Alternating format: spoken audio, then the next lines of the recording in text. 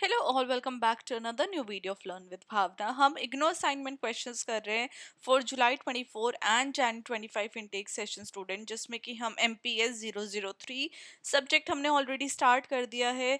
This subject is about Indian democracy and development. तो उसका question 1 हमने ऑलरेडी कंप्लीट कर दिया था and today we are going to attempt question 2, जहाँ पे हमें फंक्शनिंग एनालाइज करनी है फेडरल सिस्टम की within India. Now first of all let's talk about कि जो इंडिया है, इंडिया एज अ नेशन एक फेडरल सिस्टम ऑफ गवर्नेंस को फॉलो करता है, जहाँ पे मतलब कि जो पावर है वो सेंट्रल और स्टेट गवर्नमेंट के बीच में डिवाइडेड है। हाउएवर जो इंडिया की फेडरलिज्म सिस्टम है वो अपने आप में बहुत ज़्यादा यूनिक है, बिकॉज इसमें यूनिटरी और फेडरल दोनों ही फीचर्स हमें देखने को मिलते हैं।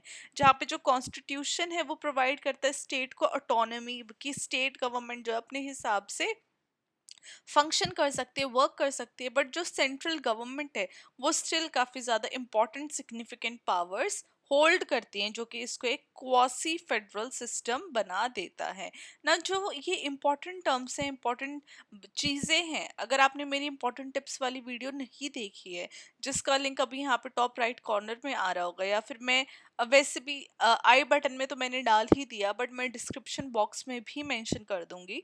तो वो वीडियो अगर आप देखोगे तो आपको ये जो छोटी छोटी टिप्स हैं वो आपको समझ में आएगा कि आपको किस तरीके से अपना आंसर राइट करने के बाद प्रेजेंट करना है। जैसे कि quasi federal system, this is again a very important term, जिसको कि आपको जब आप अपना असाइनमेंट राइटिंग करेंगे तो आपको वहाँ पे अंडरलाइन करना होगा उसको और भी ज़्यादा हाईलाइट करने के लिए, राइट। तो ये छोटी छोटी चीज़ें हैं जो मैंने उस वाली वीडियो में मेंशन की है। अगर आपने वो वाली वीडियो नहीं देखी है तो जल्दी से जाके वो वाली वीडियो देखिए। अदर आई इधर तो आई बटन से आप लिंक ले लीजिए, नहीं तो मैंने डिस्क्रिप्शन बॉक्स में भी लिंक डाला है, and you can comment down as well if you want the link, so I will definitely share with you guys in comment box as well. Now ये हमें पता चल गया कि क्वासी फेडरल सिस्टम अपने आप में जो इंडियन सिस्टम है वो बन जाते हैं। नाउ की फीचर्स की अगर हम बात करें इंडिया की फेडरल सिस्टम की, तो पावर्स की डिवीजन है। जो 7th शेड्यूल आया था कॉन्स्टिट्यूशन का, वो पावर को डिवाइड कर देता है यूनियन लिस्ट के अंदर, मतलब कि दैट इज सेंट्रल गवर्नमेंट, जहाँ पे डिफेंस, फॉरेन अफेयर्स और रेलवे जैसे जो अफेयर्स हैं, जो मैटर्स हैं, वो यूनियन लिस्ट मतलब कि सेंट्रल गवर्नमेंट के अंदर चले जाते हैं। स्टेट लिस्ट जैसे स्टेट गवर्नमेंट के अंदर आ जाते हैं पुलिस, पब्लिक हेल्थ और एग्रीकल्चर जैसे मैटर्स। कॉन्करेंट लिस्ट मतलब कि दोनों गवर्नमेंट्स में मैटर्स आते हैं एजुकेशन, फॉरेस्ट और मैरिज लॉज। एजुकेशन जो है वो अभी कॉन्करेंट लिस्ट में है, तो जो दोनों सेंट्रल और जो स्टेट गवर्नमेंट है वो पॉलिसीज बनाती है रिलेटेड स्कूल्स एंड यूनिवर्सिटीज। सो इसी तरीके से मतलब कि जो कॉन्करेंट लिस्ट में आ रहा है वहां पे हमें दोनों का role, that is state and central government का रोल देखने को मिलता है। सेकंड आ जाता है स्ट्रॉन्ग सेंट्रल गवर्नमेंट। तो अनलाइक द यूएस, जहाँ पे जो स्टेट है वो बहुत ज्यादा इंडिपेंडेंट है, जो इंडिया की सेंट्रल गवर्नमेंट है उसके पास बहुत ज्यादा पावर है। ये हम देख सकते हैं जहाँ पे जो लॉज बनाए जाते हैं, state list matters during emergencies, या फिर राज्यसभा इसको अलाउ करती है। फॉर एग्जाम्पल जब जीएसटी टैक्स आया था तो वो सेंट्रल गवर्नमेंट द्वारा इंट्रोड्यूस किया गया था, जिसने कि स्टेट लेवल टैक्स को रिप्लेस कर दिया था और एक ऑल ओवर द नेशन एक यूनिफॉर्म टैक्स सिस्टम बना दिया गया था, राइट। तो ये जो डिसीजंस हैं ये हमें स्ट्रॉन्ग सेंट्रल गवर्नमेंट के अंडर ही देखने को मिलते हैं। Third is role of the governor. अब जो गवर्नर है वो अपॉइंट किया जाता है प्रेसिडेंट ऑफ इंडिया के द्वारा, और एक जो लिंक है सेंटर और स्टेट के बीच में हमें वो देखने को मिलता है। हावेवर जो गवर्नर्स हैं उनको ऑफन सीन किया जाता है एज रिप्रेजेंटेटिव सेंट्रल गवर्नमेंट के rather देन न्यूट्रल फिगर्स। तो मतलब कि जो गवर्नर है वो बेसिकली सेंट्रल गवर्नमेंट को रिप्रेजेंट करते हैं, राइट। फॉर एग्जाम्पल कुछ केसेस के अंदर जो गवर्नर्स ने डिसमिस किया है स्टेट गवर्नमेंट को, चाहे वो अरुणाचल प्रदेश हो 2016 में, जिसकी वजह से पॉलिटिकल कॉन्फ्लिक्ट्स भी हमें देखने को मिले हैं। बिकॉज ऑफ कोर्स जो गवर्नर है it would first think about the central government, end of course जो सेंट्रल गवर्नमेंट के डिसीजन है वो कहीं ना कहीं गवर्नर को भी हावी पढ़ते होंगे या इन्फ्लुएंस करते होंगे, और इसकी वजह से जो पॉलिटिकल कॉन्फ्लिक्ट्स हैं वो हमें देखने को मिल सकते हैं between central and state government. Fourth is financial relation. तो स्टेट डिपेंड करती है सेंटर के फंड्स के ऊपर, जहाँ पे उनको टैक्स शेयरिंग के द्वारा, ग्रांट्स या फिर फाइनेंशियल कमीशंस के द्वारा जो फंड्स है वो देखने को मिलते हैं। अब जो फाइनेंस कमीशन है वो डिसाइड करते हैं कि कितना रेवेन्यू स्टेट को रिसीव होगा, कितना रेवेन्यू स्टेट को मिलेगा। फॉर एग्जाम्पल, जितने भी रिचर स्टेट है, चाहे महाराष्ट्र है, तमिलनाडु है, वो काफ़ी ज़्यादा टैक्स रेवेन्यू में कंट्रीब्यूट करती है, बट इन रिटर्न उनको काफ़ी ज़्यादा लेस मिलते हैं रेवेन्यू, बिकॉज और इसी की वजह से जो डिसएग्रीमेंट्स है सेंट्रल गवर्नमेंट के साथ, सेंट्रल गवर्नमेंट के साथ, हमें वो देखने को मिलते हैं। Fifth is emergency provisions. अब जो सेंट्रल गवर्नमेंट है वो फुल कंट्रोल लेती है स्टेट का जब इमरजेंसीज आ जाती हैं under article 356, that is presidents rule. तो इसको काफ़ी बार मिसयूज भी किया जा चुका है पास्ट के अंदर, जहाँ पे जो इलेक्टेड स्टेट गवर्नमेंट है उनको रिमूव करने के लिए। तो ऑफ कोर्स हर एक चीज़ पॉजिटिव नेगेटिव दोनों साइड हमें देखने को मिल रही है यहाँ पे। फॉर एग्जाम्पल 1975 के अंदर जब इंदिरा गांधी गवर्नमेंट ने इमरजेंसी पावर का यूज़ किया था ऑपोजिशन को सप्रेस करने के लिए और स्टेट गवर्नमेंट्स को कंट्रोल करने के लिए, तो हर एक जो रूल रेगुलेशन बनाए हैं पॉजिटिव पॉजिटिव चीज़ों के लिए, उनका हमें कहीं ना कहीं एक नेगेटिव तरीके से जो इस्तेमाल है वो भी होता हुआ दिखा है। अब इंडिया का फेडरल सिस्टम कितने अच्छे से वर्क करता है, तो सक्सेसेस क्या है इंडिया के फेडरलिज्म के।